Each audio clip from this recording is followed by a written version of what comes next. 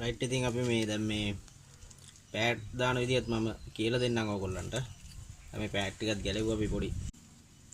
මේ දින්න ඔයගොල්ලන්ට ඇතුළ රයිට් මේ ඉතින් පෑඩ් එක මෙන්න මේ ගානට සුද්ධ මේවා ග්‍රීස් පිරලා තිබුණේ.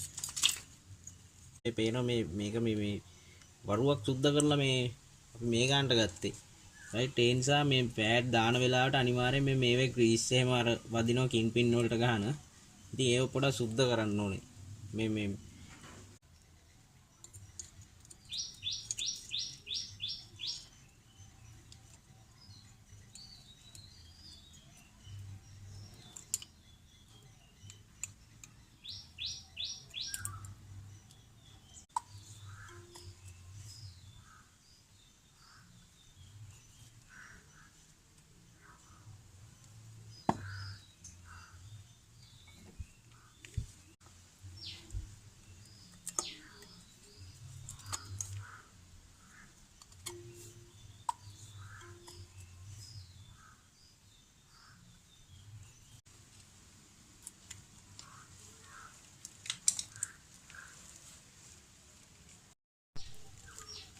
රයිට් ඉතින් පෑඩ් එක